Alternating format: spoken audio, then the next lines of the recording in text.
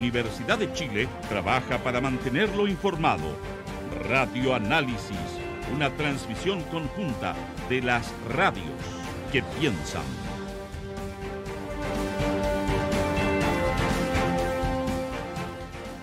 Son las 8:38, continuamos con Radio Análisis en esta mañana de día lunes. Vamos a entrar inmediatamente al panel de conversación. Hay harto que hablar, es una semana relevante.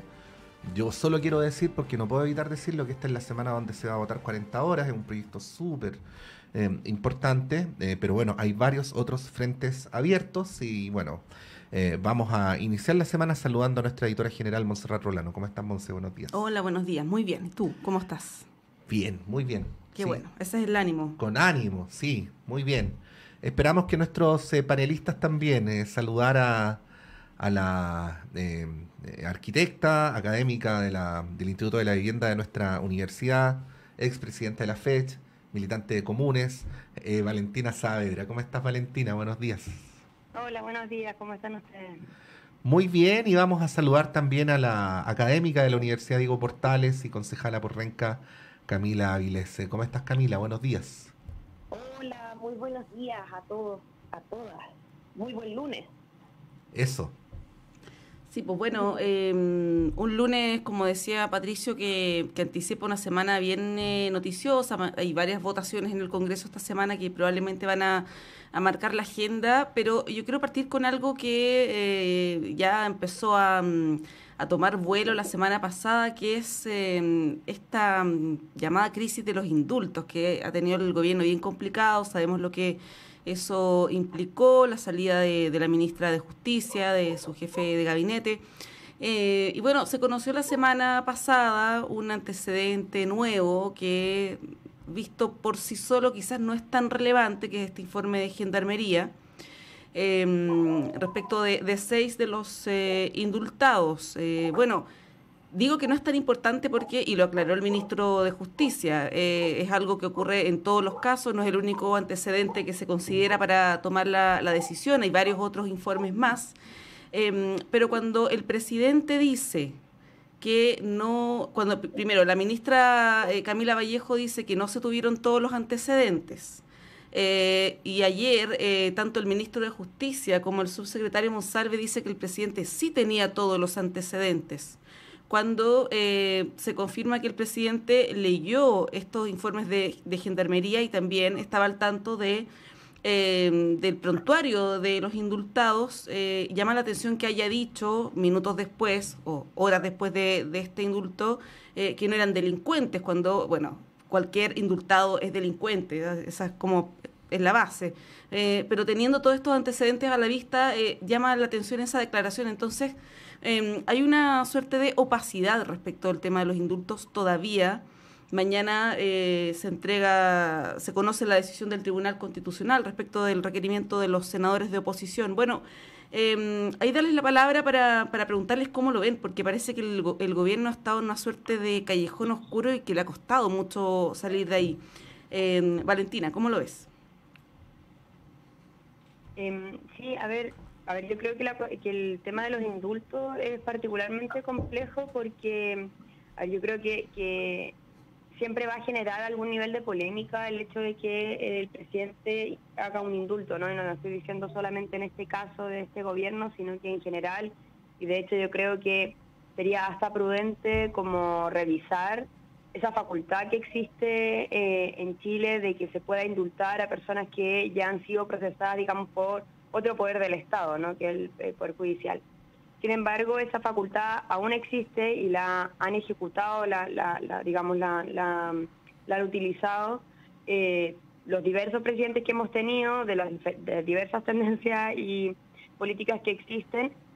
Me parece que en este caso se ha querido como estirar un poco la discusión, no porque me parezca poco importante, lo digo así, sino que me parece de que ya hubo un reconocimiento de que hubo procedimientos que no fueron exactamente como el presidente, por ejemplo, quería que fueran, o con la prolijidad que fueran, y bueno, eso se reconoció en su momento. Esto estamos hablando de inicios de año, hubo, o sea, el jefe de gabinete del presidente salió una ministra, o sea, como que me parece que el reconocimiento político por lo menos existe, y creo que tratar de traspasarlo como a una vía quizás más judicial, por llamarlo de alguna manera, creo que no tiene mucho sentido cuando se habla, por ejemplo, de que esto de pasarlo por el Tribunal Constitucional, etcétera, precisamente porque esto es una facultad que legalmente existe. Entonces yo creo que la discusión tiene que ser un poco más estructural sobre si nos parece que debiese existir o no esta facultad, porque claro, que ahora salgan los informes negativos de Gendarmería, a ver, yo no creo que, bueno, primero ya el ministro dice que esto no es algo tan poco usual, ¿no? De que los informes de esas características existan. A mí me parece que también aquí hay un juego de no solamente el sector de la derecha, sino como de los grandes medios de comunicación, en donde intentan como generar una especie como si esto fuera un caso único, una situación muy excepcional, de que Gendarmería no esté de acuerdo, cuando, bueno, yo creo que sería quizá un poco lo contrario. O sea, me parecería como un poco extraño que Gendarmería esté diciendo de que sería favorable indultar a las personas que ellos mismos están teniendo privadas de libertad. Entonces me parece que evidentemente aquí también se está tratando de estirar un poco una discusión, y a mí me parece súper contraproducente en el sentido de que, por ejemplo, la derecha ha abusado, creo yo, del recurso de la discusión de los indultos, al mismo tiempo que, por ejemplo, se resta de poder continuar con la discusión de un acuerdo sobre seguridad. Entonces creo que hay una cosa ahí media contradictoria, porque intentan poner la discusión de la seguridad todo el tiempo sobre la mesa, de que el gobierno no ha hecho lo suficiente. Bueno, el tema de los indultos lo plantean muy como de casi que están sacando a delincuentes devolviéndoles la libertad, y al mismo tiempo están diciendo, bueno, nosotros como un poco como que lo negocian según qué otras leyes le han interesado, se están restando de poder tener un acuerdo transversal sobre seguridad, que yo creo que eso es lo que se necesita hoy en día. O sea, discutir sobre 2 o 3 personas que se indultaron y seguir, digamos, generando como, o volviendo, digamos, a que el debate público se centre en eso, en vez de cuáles medidas concretas pueden afectar y mejorar las condiciones de seguridad de la población. Creo que no tienen, como que me parece una contradicción, y en esa contradicción creo que al final lo que se está intentando hacer es más como, bueno, cómo apuntalar hacia el gobierno para que públicamente un poco como tratar de dañarlo, más que pensar profundo y en los hechos, digamos, en cómo la seguridad de la población puede aumentar. Sí, Camila. Gracias, Paco, Monte. Mira, impresionante la nota del diario La Tercera. Aquí alguien miente y no sabemos qué. Cordero, el ministro de Justicia, dijo que el presidente tuvo a la vista los informes desfavorables de Gendarmería de los Indultados, donde decían que tenían riesgo de reincidencia muy alto y una falta de conciencia de los delitos cometidos. Nosotros, como Partido Demócrata en Formación, presentamos un requerimiento al Tribunal Constitucional para impugnar los indultos, y en este proceso además nos encontramos que un consejero de la CDE señaló que existe otra solicitud más de indulto en el marco del estallido social. Entonces, y respecto a lo que dice también Valentina, que yo en algunas cosas le encuentro, por supuesto, razón, estos no son casos únicos, esto es una facultad presidencial, pero también el gobierno del presidente Boric trató de generar expectativas que hoy día no están cumpliéndose para la ciudadanía. Ellos vinieron a hacer otras cosas, a actuar de manera distinta, a acabar con la vieja política que utilizaba sus influencias, en este caso un mandato presidencial, para poder sacar, digamos, en este caso, personas que estaban indultadas por distintas razones, tal vez políticas. Entonces, yo me pregunto si el presidente, y respecto a esta nueva solicitud de indulto, o no aprendió, o va a tener que sacar también al ministro de Justicia por sus propias responsabilidades políticas, como lo hizo con la exministra Marcela Ríos, a quien yo he defendido en varias oportunidades, porque creo que ella fue muy leal y asumir una responsabilidad que no era propia.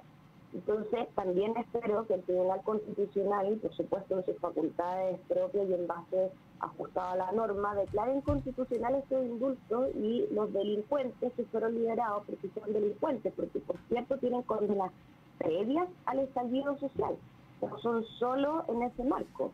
Vuelvan a la cárcel y sea la justicia ordinaria quien determine las penas y no los compromisos ideológicos del programa de gobierno del presidente.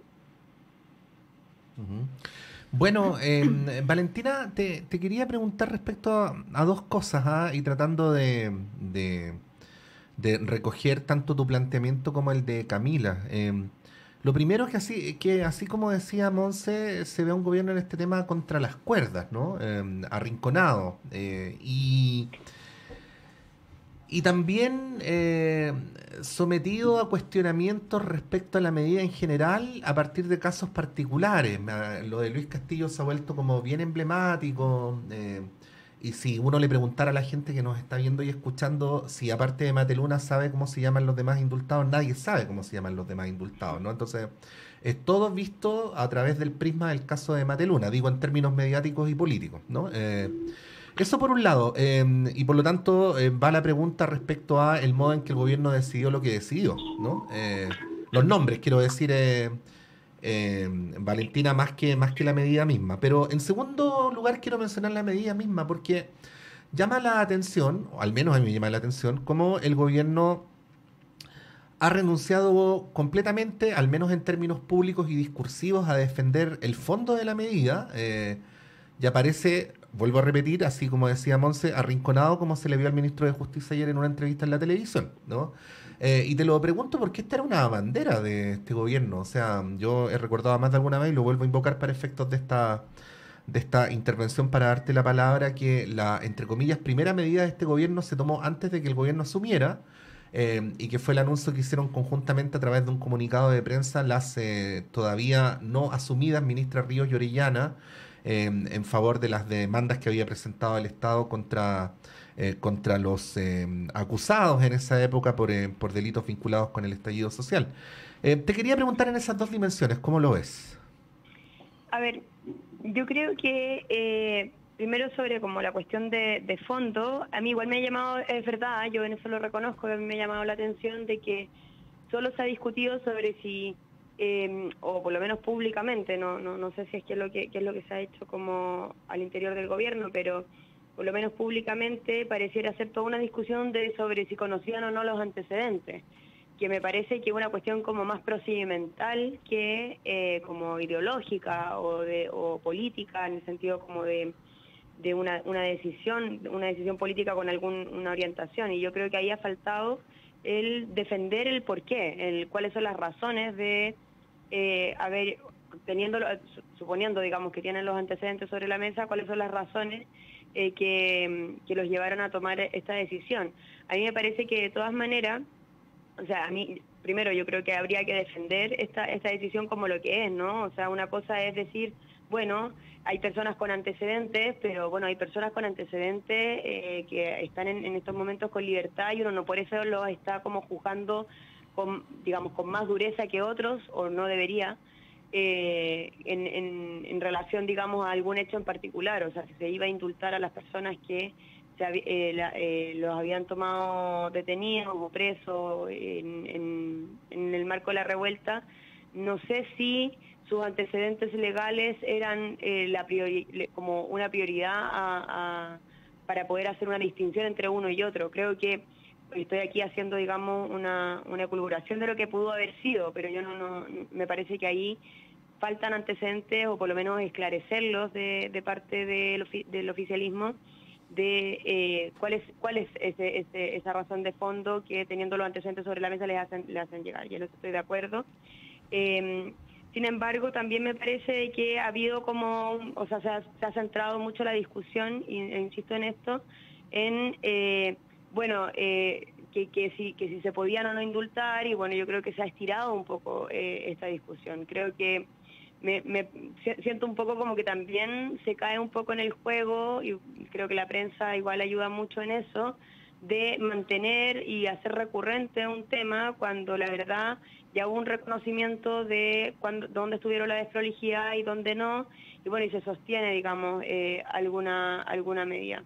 Y en ese sentido yo creo que, bueno, yo voy a insistir, yo creo que lo que se debiese estar discutiendo es si nos parece bien el tema de los indultos. A mí personalmente me pasa de que creo que hay una contradicción en decir de que tenemos 3 poderes del Estado que se supone que son autónomos entre ellos y luego hay uno que puede interceder en la decisión del otro cuando ya se ejecutó. Esa es mi opinión personal, pero creo que es una discusión mucho más grande que si uno u otro, digamos, una u otra persona indultada en particular. Creo que como centrarse en la discusión de 3 personas que se indultaron en esta ocasión, cuando tenemos, por ejemplo, casos, o sea, yo me acuerdo cuando recién salió el tema como en enero, cuando salió el tema de los indultos de este gobierno, que salieron las noticias de cuando, no sé, Piñera indultó como 4.000 personas y una de 4 volvieron a estar presa en un poco tiempo después. Entonces, como que siento que también aquí hay una cosa de como exacerbar una discusión y yo creo que tiene que ver mucho más con una intención de hacer un daño al gobierno que realmente una preocupación porque va a haber una persona que tenía más antecedentes que el resto y que fue indultada. Sí, bueno, en esa ocasión la justificación de esta medida por parte del presidente fue despejar las cárceles, porque había sido el incendio de la cárcel de San Miguel y estaban muy hacinadas, por lo tanto se tomó esta medida. Efectivamente había personas con antecedentes previos y quienes volvieron a delinquir. De hecho, ayer el ministro Cordero entregaba un dato que más del 60% de los indultados hasta la fecha han tenido antecedentes previos. Por lo tanto, eso tampoco es una anomalía. Ahora, lo que sí en este caso ha sido distinto, creo yo, es el argumento o el relato que ha habido detrás, porque en su momento el presidente, cuando le preguntaron, dijo esto de que él consideraba que no eran delincuentes, pero no un relato, por ejemplo, que apuntara hacia la reconciliación, hacia la paz social, porque ahí se podría haber justificado más, incluso con personas con antecedentes previos. Además, el mismo presidente había dicho en varias entrevistas previas que no iba a indultar a personas por los delitos que sí indultó, efectivamente. Dentro del grupo hay una persona que atropelló una PDI, que luego quedó con varias secuelas. Entonces, hay una serie de contradicciones y no hay un relato detrás que sea convincente o que sea consistente, porque el gobierno ha cambiado la versión hasta el día de hoy. Sabemos el tema de los antecedentes. Entonces, da la impresión, Camila, que el problema aquí no es jurídico y, de hecho, el pronunciamiento del Tribunal Constitucional de esta semana entiendo que también es referido a los indultos en años anteriores, del 90 hasta la fecha. Da la impresión que el problema no es jurídico y ni siquiera es procedimental, sino que es político. Es respecto de la credibilidad que tiene el gobierno en esta materia, con distintas versiones, con contradicciones, con una falta de un argumento.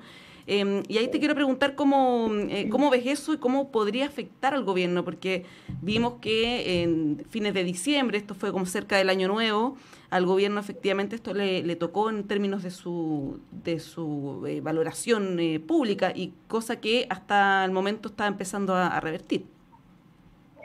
Efectivamente, Monse, yo concuerdo contigo en lo que estás diciendo y creo que también lo hemos dicho en este mismo espacio con anterioridad. Tiene relación, bueno, con el tema de fondo, tiene relación con lo político y tiene relación también con la incapacidad que ha tenido el gobierno de poder explicarse de una manera que las personas lo logren entender y un poco ante la improvisación.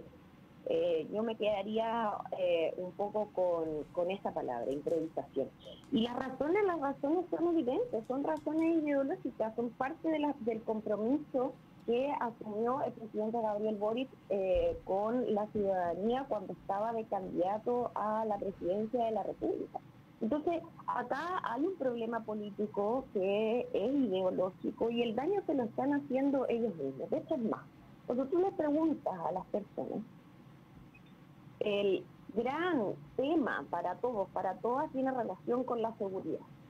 Y ellos, que han decidido enfrentar la seguridad de una manera bastante extraña, hoy día indulta a personas que eran delincuentes. Entonces, ¿qué es lo que perciben las personas de todo esto? Que el presidente indulta delincuentes, no en el marco del estallido social, sino que personas que tenían condenas previas por otros hechos delictuales.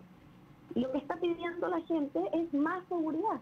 Entonces, acá hay un discurso que no se condice con la realidad, con el actuar del gobierno, este actuar un tanto improvisado, que primero dicen que no tienen antecedentes, después dicen que sí tienen antecedentes, después el presidente dice que uno de los Castillo no era delincuente, que él confiaba en él. Entonces acá hay una discordancia entre lo que se dice, lo que se hace, los compromisos del gobierno, la parte ideológica.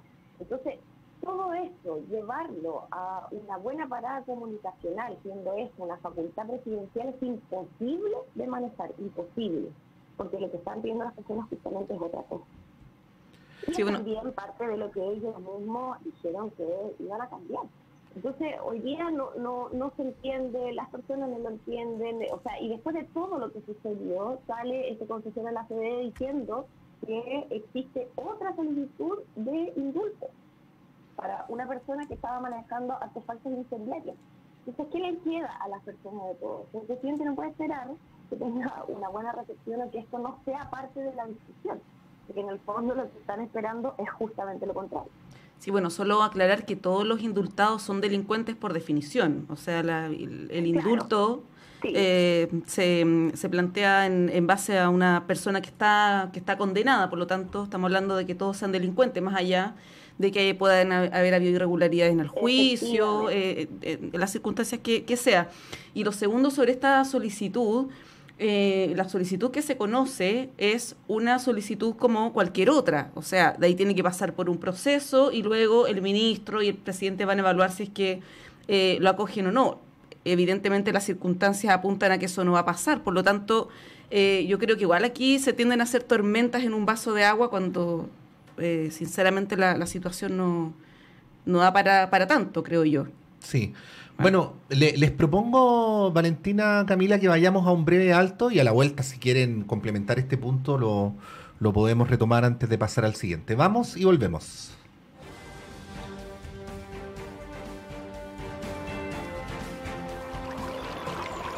Aguas Trayén o Cascada en Mapudungún es la mejor agua purificada con tecnología de última generación. Para más información, visite su página web www.aguastrayen.com.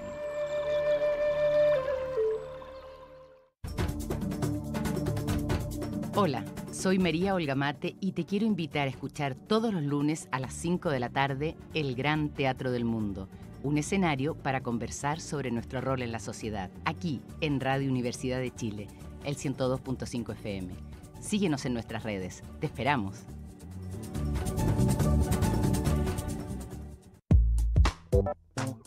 En Radio Universidad de Chile queremos invitarlos a escuchar de lunes a viernes a las 10 de la mañana Semáforo, un espacio del Departamento de Prensa de la Radio que Piensa para encontrarnos con quienes están transformando el mundo desde la cultura y la sociedad civil. Conversaciones sobre nuestra ciudadanía y sus expresiones y desafíos de lunes a viernes a las 10 de la mañana en Semáforo de Radio Universidad de Chile. Conduce la periodista Antonella Esteves.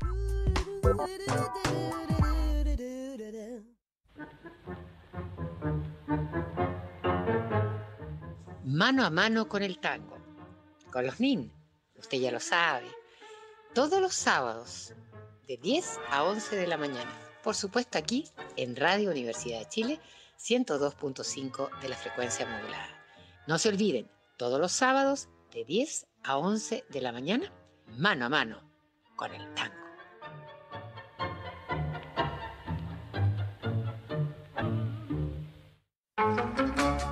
Radio Universidad de Chile le invita los lunes a las 21 horas a buscar en conjunto el Bello Cine. Una conversación musical para encontrar las buenas señales, para volver a creer en un país digno, para buscar un mejor destino, para buscar un bello cine. Un programa creado y conducido por Argos Geria. Bello Cine, lunes a las 21 horas, en la radio que piensa. El Departamento de Prensa de Radio Universidad de Chile trabaja para mantenerlo informado. Radio Análisis, una transmisión conjunta de las radios que piensan.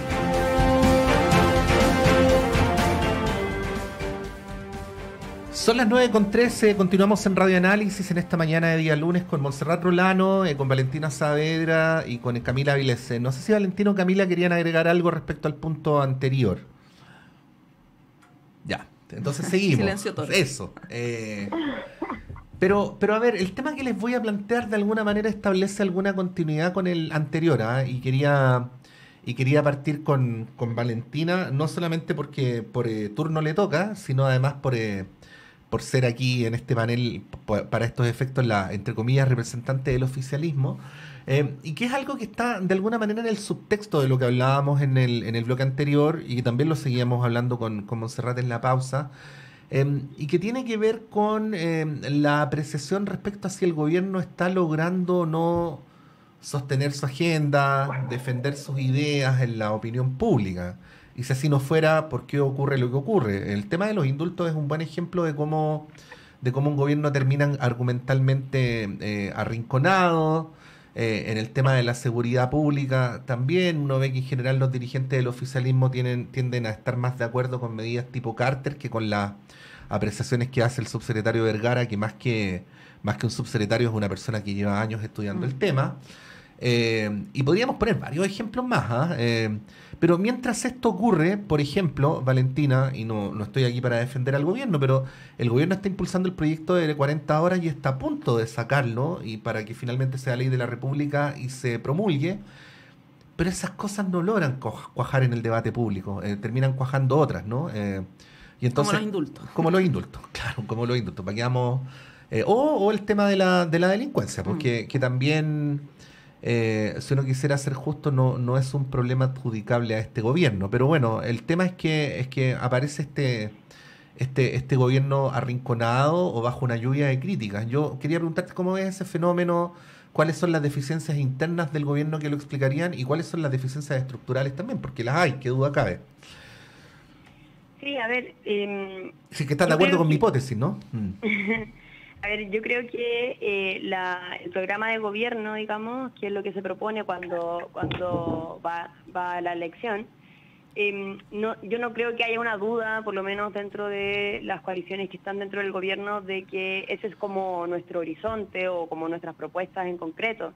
La cuestión también tiene, y yo creo que esta discusión sobre si hay que hacer una revisión crítica, una revisión, una relectura, etcétera, tiene mucho que ver con cuáles son las condiciones materiales, políticas que se tienen sobre la mesa para poder cumplir. Y yo en ese sentido creo que evidentemente han habido errores del propio gobierno. Yo creo que es parte de ser, un gobierno de dos coaliciones, de que hay evidentemente tensiones también de cuáles son los elementos prioritarios que cada uno tiene a la hora de leer el programa. Pero también yo creo que hay una cuestión que tiene que ver con las condiciones del escenario político general que dificultan mucho avanzar. O sea, por una parte, desde la composición del mismo Congreso, que no es favorable, digamos, a las posiciones o el sector o los sectores del gobierno, y por lo tanto ha significado que cada una de las tramitaciones son riesgosas. Hay mucho, digamos, de negociación entre medio, y también creo que hay un momento en que la oposición también, creo yo, que ha estado bastante obtusa en algunas situaciones. O sea, yo creo que la reforma tributaria, por ejemplo, es un ejemplo de ello, y evidentemente es difícil avanzar con un programa de gobierno cuando no se puede recaudar lo suficiente para poder ejecutar las medidas que se necesitan, y esto no solamente por cumplir el programa, sino porque también, la reforma tributaria era necesaria en general para mejorar las condiciones, sobre todo de las leyes sociales, pero creo que la discusión tiene que ver mucho más como con esas condiciones materiales o esas condiciones políticas, que en particular una un debilitamiento ideológico o una inseguridad por parte de las coaliciones de gobierno sobre las propuestas mismas o los principios mismos del programa. Y en ese sentido, claro, o sea, yo creo que han habido algunas cuestiones que se han podido avanzar, y ahí yo creo que también creo que hay que valorar la habilidad política de algunos ministros. Yo creo que la ministra del Trabajo creo que ha tenido un despliegue particularmente efectivo y yo creo que como de una capacidad de congeniar distintas posiciones que otros no lo han logrado tanto. Yo creo que en eso obvio que hay habilidades, experiencias y posiciones que pueden ser diversas y son evaluables cada una en su mérito, pero también creo que hay una ofensiva muy, insisto, como muy obtusa de parte de la oposición de no querer dar de no tener mucha capacidad de acuerdo. Y ahí yo creo que también hay una cuestión que en la derecha sobre todo no está tan clara. O sea, yo creo que hay una derecha que tiene capacidad e intención de negociar y llegar a acuerdos cuando haya que llegar en función de reformas que son necesarias, y hay una derecha que está tironeando permanentemente a rechazar cualquier cuestión que pueda favorecer al gobierno, a pesar de que eso pueda favorecer a la población también. Y yo creo que en eso, y ahí tengo como un punto sobre lo que decía Camila antes, que bueno, se habla mucho de que este gobierno ha tenido un problema en cómo enfrentar la seguridad.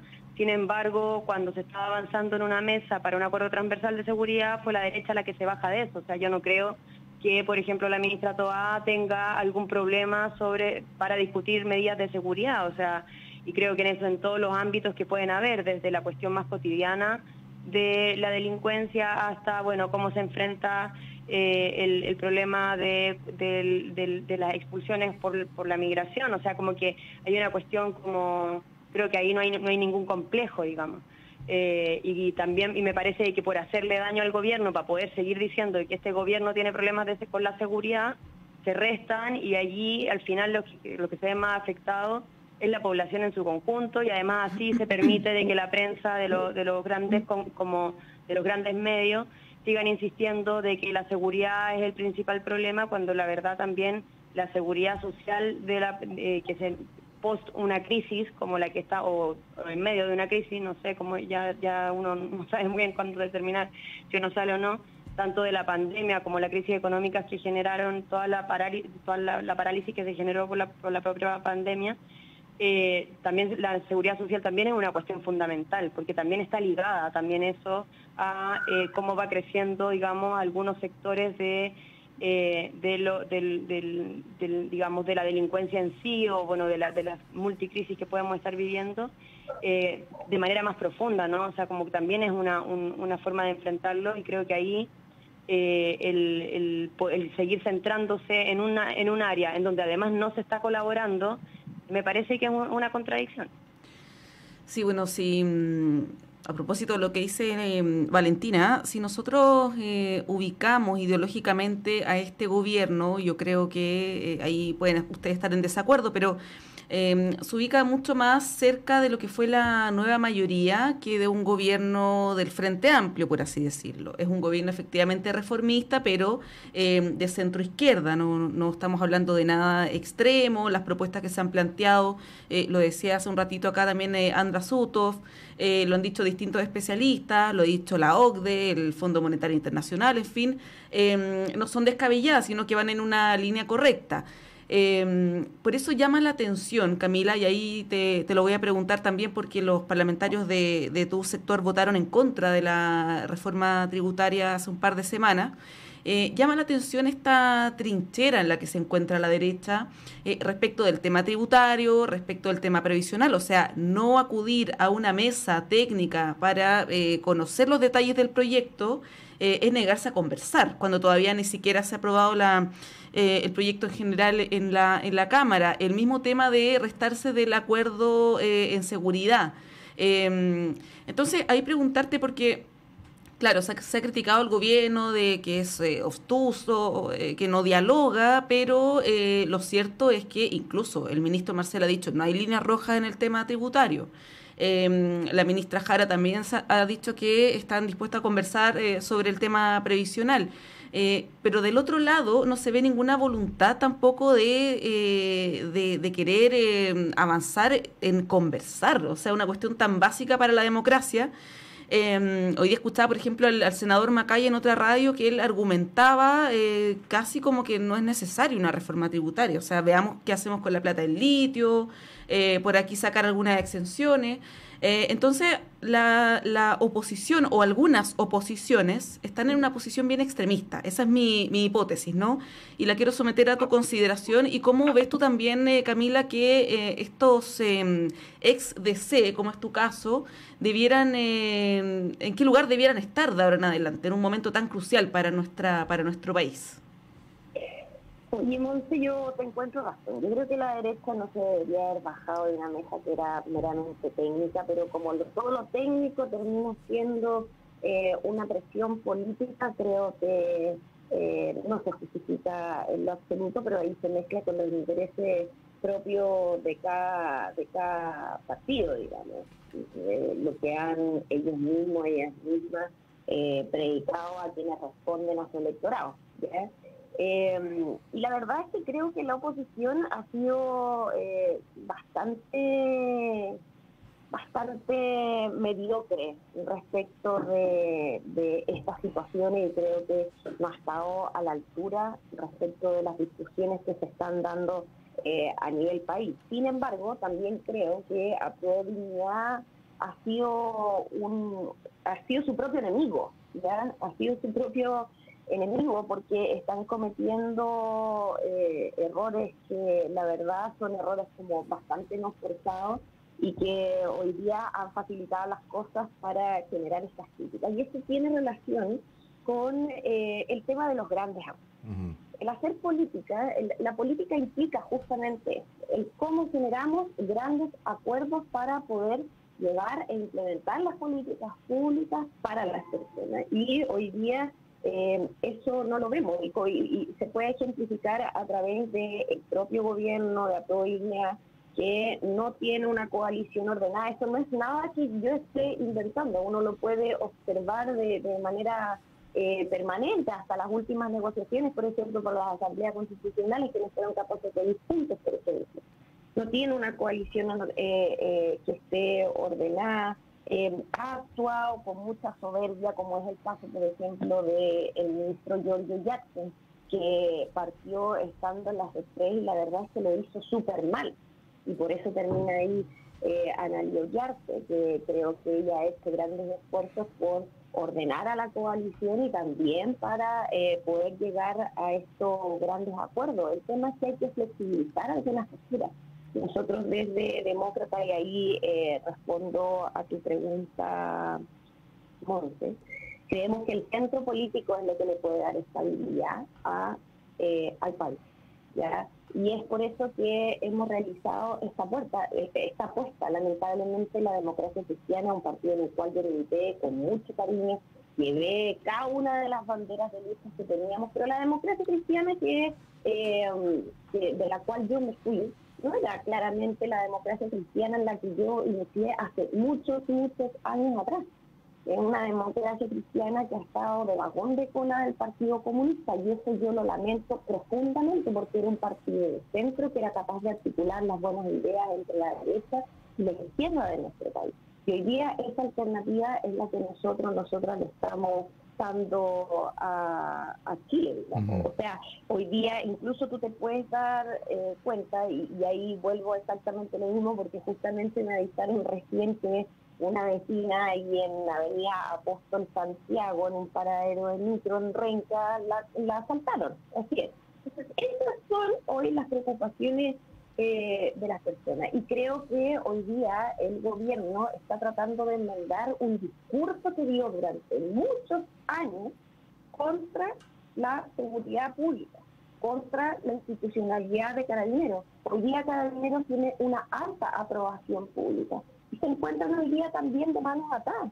Lo del general Yáñez fue súper sintomático porque fue como casi de película, digamos.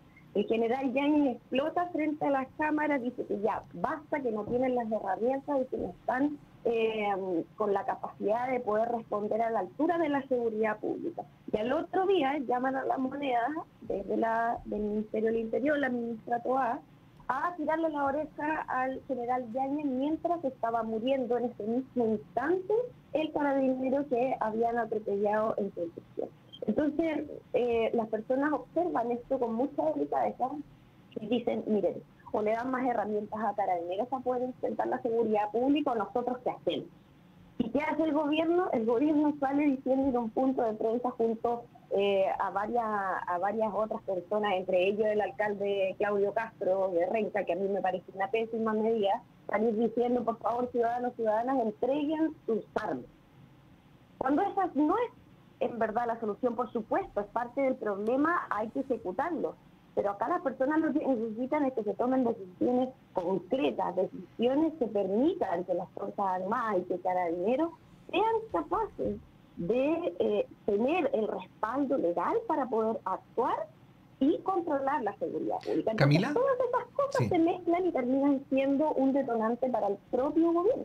Para entenderlo de la manera más precisa posible, si tú estuvieras en el asiento del presidente Boric, ¿cuáles serían las medidas concretas y urgentes que tú piensas que se deberían tomar y que hasta el momento no se han tomado? Mira, yo partiría, bueno, acá hay dos temas que yo creo que son fundamentales. Uno, el tema de la política migratoria, que hoy día es tremendamente reactiva, está como el área de la salud, es reactiva más no preventiva, ¿ya?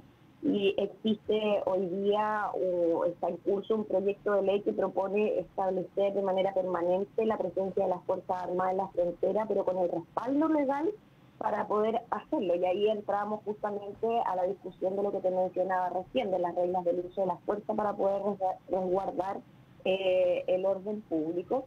Y, para decirlo más directamente, que puedan disparar, ¿no? Eso. Es que, mira, lo que pasa es que siempre lo llevamos al ámbito del que puedan o no puedan disparar. Pero hoy día en el Código Penal se establecen distintas cosas. Entre ellas, es que, por ejemplo, si tú como ciudadano o ciudadana te ves atacado por una persona, habla del uso racional de la fuerza, ¿ya?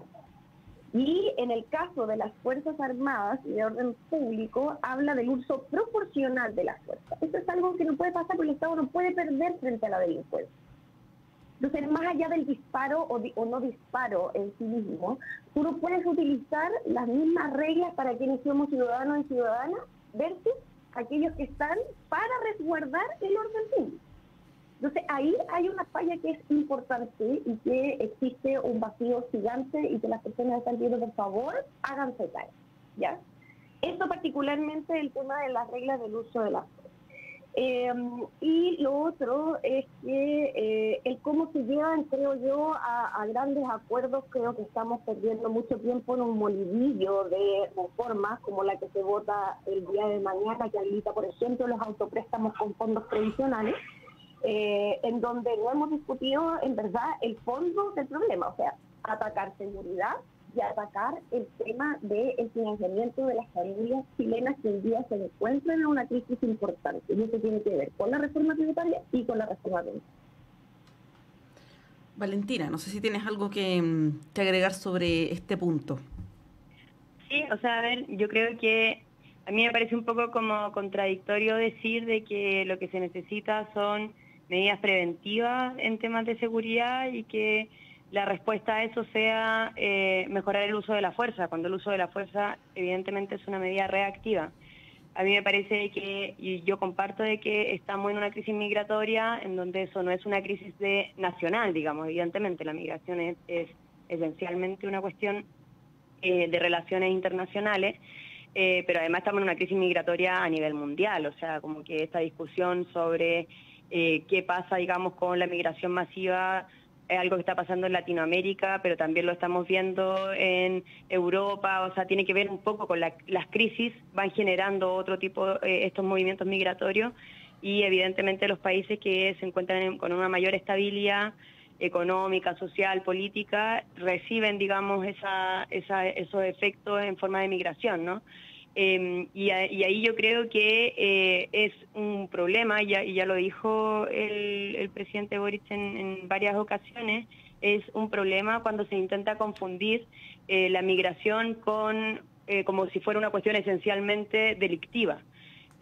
O sea, la migración es un derecho humano y por lo tanto hay que tratarlo como tal, y evidentemente hay que tener las medidas preventivas en torno a el paso de grupos organizados, de delincuentes o de evidentemente ingresos también ilegales bueno, creo que ahí hay que como que regular esa situación, y eso las medidas preventivas son, en mi percepción, son primero las relaciones internacionales, que yo creo que es una cuestión fundamental. O sea, no puede ser de que de un país a otro nos estemos traspasando los problemas cuando en verdad hay una cuestión más de la región. O sea, si hay grupos organizados de narcotráfico en la región, eso es una cuestión que también no basta con decir, bueno, los vamos a expulsar y se los mandamos para el otro lado. O sea, como que evidentemente hay una cuestión de colaboración que se tiene que utilizar para erradicar también esas formas de intervención, por llamarle de alguna manera, en la sociedad. Y eso también tiene mucho que ver con que cuando existen inseguridad económica, social en algunos sectores de la propia sociedad, muchas veces estos grupos tienen más cabida porque se empiezan a funcionar como una especie de colaboradores o de sostenedores de parte de la población. Y por lo mismo yo creo que las medidas preventivas son mejorar la seguridad social, son mejorar las condiciones de la calidad de vida de la población. Y claro, evidentemente luego ya de todo, o sea, no digo como en temas temporales, pero digo como la medida como que más reactiva es, bueno, ver cómo se usa la fuerza, porque al final también el uso de la fuerza tiene el riesgo de el error humano, ¿no? Y el error humano no se va a reparar luego de que ya se utiliza.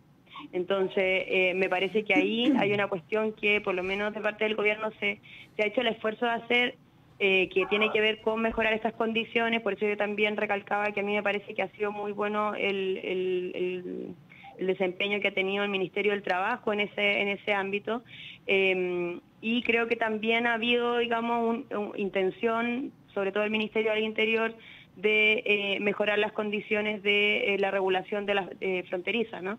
Y ahora, bueno, yo creo que le toca también a Relaciones Internacionales mejorar esa situación, y ahí yo no lo mencionaba Camila, pero yo por lo menos sí creo que ahí ha habido quizás un desarrollo, una ejecución un poco tardía, un poco menos hábil quizás, y creo que quizás con el cambio en el ministerio, bueno, veamos a ver si va a mejorar, porque yo creo que por ahí es donde se puede ir generando una cuestión más preventiva. Y bueno, y lo otro que decía Camila es la reforma tributaria, y bueno, ya sabemos lo que pasó con la reforma tributaria, no creo que haya sido como una cuestión del gobierno, pero de todas maneras yo creo que hay que seguir avanzando. Ahí ya también lo han dicho varios ministros, de que no puede depender solo de esta votación, sino que bueno, las reformas y las políticas sociales que se comprometieron, hay que ver la forma de ir quizás se va a avanzar más lento, pero avanzar. A mí me parece que el aumento de la delincuencia, si es que así se puede ver, pero yo creo que más que nada tiene que ver con el tema de que estamos en una crisis más global, pero que bueno, evidentemente tenemos que ir enfrentando por lo menos de manera local en su inicio, y yo creo que eso se hace con seguridad para la población, no solamente seguridad, digamos, ante la delincuencia, es una seguridad social, es una estabilidad, es volver a confiar en las instituciones, volver a confiar en lo público, y yo creo que es desde ahí donde se radica, donde se tiene una mirada preventiva. Sí, igual hemos llegado a un punto en el que una de las cosas que tú dijiste, Valentina, como que casi ya no se pueden decir, esto de que la migración es un derecho humano. Bueno, esto no es una opinión, ¿eh? Está establecido internacionalmente. ¿Y por qué digo que no se puede decir? Bueno, por muchas razones, pero para no ser tan retórico, para poner un solo ejemplo, Marta Maurás, que se suponía que iba a ser nombrada ministra de Relaciones Exteriores, no asumió el puesto finalmente por 2 tweets donde en resumen decía lo que estoy diciendo ahora, ¿no? Y entonces es raro ese estado de la opinión pública al que hemos llegado, donde más allá de que hay una parte del problema de seguridad pública que tiene que ver efectivamente con la migración, decir que la migración es un derecho humano lo convierte a quien lo diga casi en una suerte de cómplice de la delincuencia, ¿no? Ojo que lo de Maurás fue por acusaciones de acoso laboral, no fue por los tweets. Bueno, pero uno de los aspectos que se mencionaron públicamente fue ese. En fin. No sé si hay algún comentario a este respecto. O sea, sí, a ver, yo creo que tiene que ver mucho con una cuestión más del escenario político. O sea, estamos en un momento en donde se ha generado como ciertos niveles de polarización y creo que tiene que ver mucho con la sensación de inestabilidad que existe, en donde pareciera ser que, sobre todo como el crecimiento de la extrema derecha a nivel, digamos, global, se hace en base a plantear de que, bueno, el cuestionar o el desconfiar de nuestras instituciones es una vía por la cual se puede avanzar hacia mejorar los niveles de certeza que uno tiene en la vida. Que es una cuestión súper contradictoria, o sea, es precisamente ese sector el que ha puesto en cuestionamiento, bueno, por ejemplo, los pactos internacionales, digamos, los organismos internacionales que defienden los derechos humanos, que yo creo que no hay que olvidar que son precisamente instituciones que nacieron en un momento de polaridad internacional, y nacen precisamente para poder tener como un ancla de mínimos de relación a nivel internacional. O sea, son organismos que permiten terminar con las guerras, precisamente guerras que estaban enfrentados, digamos, estos sectores más polarizados que hoy en día se intentan reivindicar, ¿no? Entonces, creo que el tratar de destruir o de cuestionar este tipo de instituciones es una estrategia política precisamente para el crecimiento de algunos sectores políticos que no creen, digamos, en estos mínimos. Yo creo que defender estos mínimos también es de alguna manera defender la forma democrática de solución de los conflictos. Es una forma también de no solo democrática, sino que solución de conflictos a nivel político en ambientes de paz.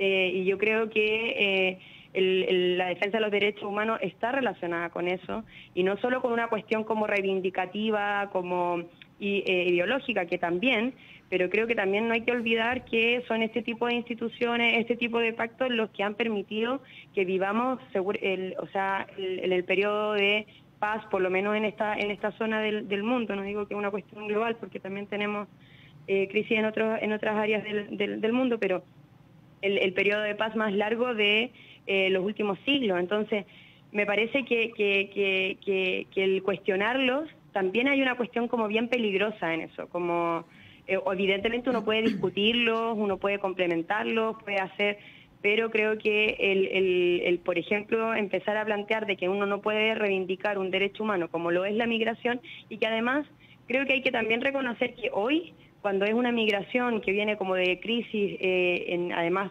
particularmente latinoamericana, y que de personas que quizás son que vienen con menores recursos y etcétera, ahora se cuestiona, pero cuando hubo, digamos, olas de migración europea hacia Latinoamérica, digamos, no había ese problema.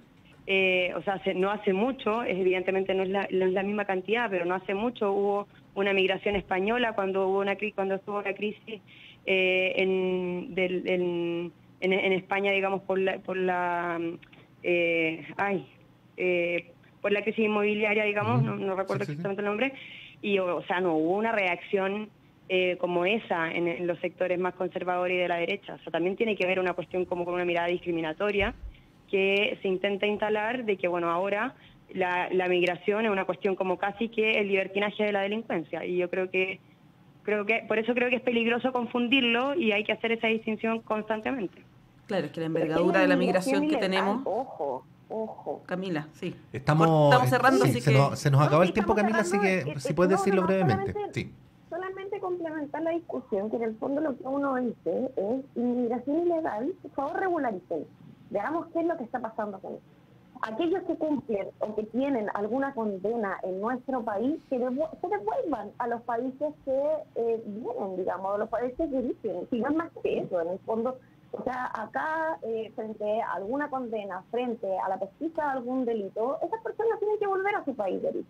Es la inmigración ilegal y la delincuencia que está asociada a esa inmigración ilegal la que es de preocupación hoy día para las personas. O sea, perdón, pero hay muchos... Pero nadie está en desacuerdo con eso, Camila. Estábamos hablando sobre el derecho a un derecho humano, ¿no? Sí, pero no lo plantees entonces como el fondo de la discusión. En el fondo lo que es que asumir que migración es ingreso ilegal también es un problema.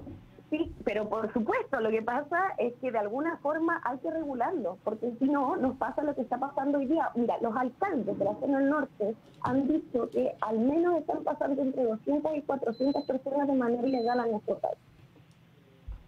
¿Tú sabes? Bueno, por eso se necesita una política migratoria que está trabajando en eso. Pero ese trabajo tiene que concretarse de alguna forma. Por eso nosotros presentamos un proyecto que apunta justamente a esto y a cómo se da respuesta a esta necesidad que tienen en el norte. Perdón, pero yo me imagino, yo que soy concejala te puedo decir que debe ser tremendamente dificultoso para aquellos que son autoridades locales el poder enfrentarse con esta situación tan de solo. Camila, Valentina, tenemos que cortar. Yo sé que el debate está súper interesante. De hecho, yo mismo tengo ganas de escucharles, pero el show debe continuar.